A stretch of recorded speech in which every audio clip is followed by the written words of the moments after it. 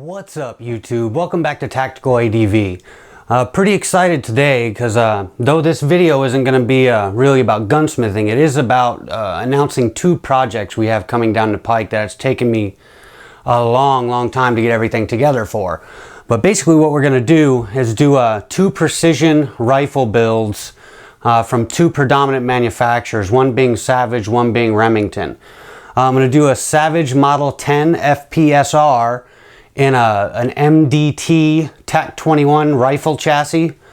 We're going to do some trigger work. We're going to do some other things to it just to try and make it a very well-performing professional grade type rifle.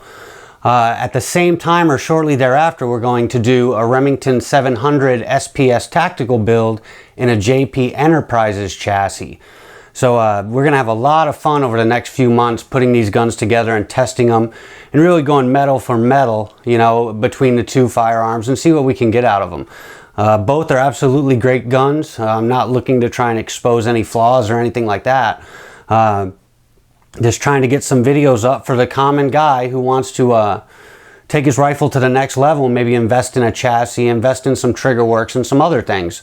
So we'll definitely go through every bit of it, the gunsmithing, if anything needs fitting. We'll do a bunch of trial runs along the way, and we're just going to test the crap out of it, and hopefully we'll learn something together.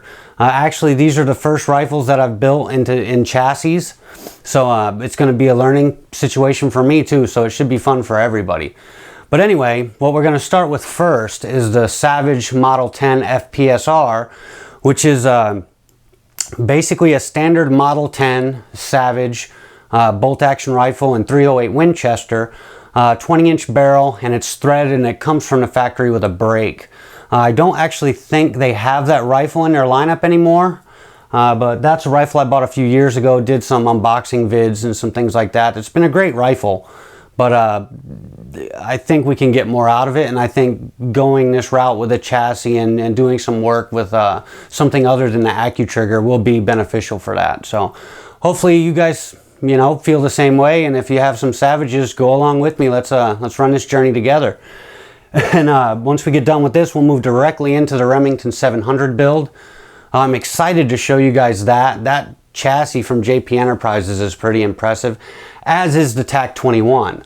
A little bit different about how they go about doing what they do, but definitely both of them are very high quality pieces of equipment, so it's going to be a good time. So with that said, I'd like to introduce you to Project 10-Ton Hammer.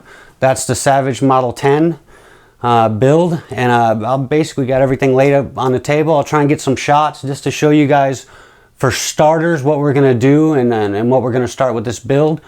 And hopefully by the end of this weekend, I'll have part one, which will be the chassis, the rifle action install into the chassis. So I'll try and keep everything wide open and well explained, and let you guys know when the new videos are coming.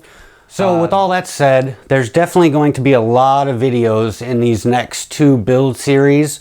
I'll definitely do my best for you guys to kind of keep everything up and very visible. Obviously through my YouTube page, but I'll also share this on my sister media projects on Facebook. That's Keep Calm and Carry Guns at facebook.com, keepcalmandcarryguns.net, as well as TacticalAdv on Facebook. So thanks for stopping by, guys. I hope this looks as interesting to you guys as it does to me. I think we're going to have a lot of fun with this one. Alright guys, well here we have the basic components for the build. There's going to be some other things coming down the pike, but this gives you an idea of what we're going to see. And every part I'm going to do a separate video on and make sure everyone understands and gets a good look at the parts. That way you can make a decision for yourself if it's right for you or not. But basically we're starting with a Savage Model 10 FPSR, which is my personal gun, 20-inch barrel, threaded. I've had this gun a couple years, never really put a lot of use into it.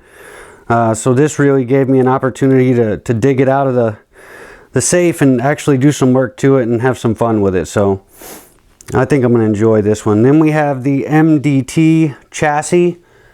That's a TAC21 chassis. You see these all over. If you Google image, you know, if you're looking for like a chassis bolt action, they're really one of the original ones out on the market. Somewhat less expensive than some of the others. Still feature rich, still look like very good parts.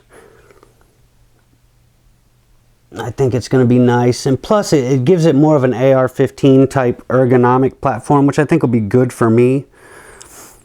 Another thing I'm incredibly excited about is on the Savage build, we're going to use the Command Arms sniper stock with the monopod.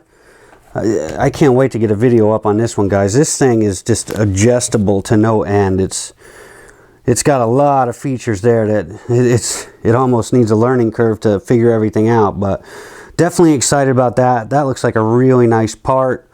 I've got one of the newer bipods out from UTG. Obviously, I understand it's not a Harris.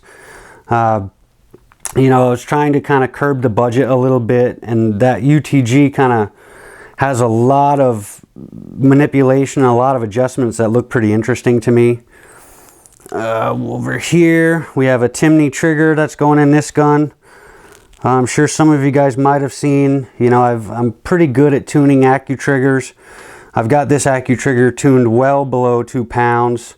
It's a good trigger, but we're going to see if the aftermarket can produce something a little bit better than what Savage has to offer. And we also are going to start with the Millet LRS for this build. This is a 6-25 by 56 scope. It's massive, it's huge, but you know, I've had this laying around in a box for a while, so I think I'm going to give this a try to start, and maybe later on in the build, if we're trying to squeeze out a little more accuracy, we'll go ahead and try and put some better glass on it. But it also is going to make it kind of easy for me when I do the Remington 700 build, which will be the sister build to this project. I also have another Millet scope just like this one that I can put on the other rifle, so we can really run them head to head.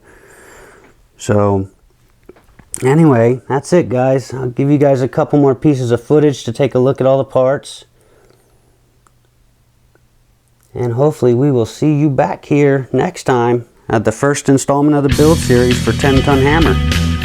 Thanks, guys.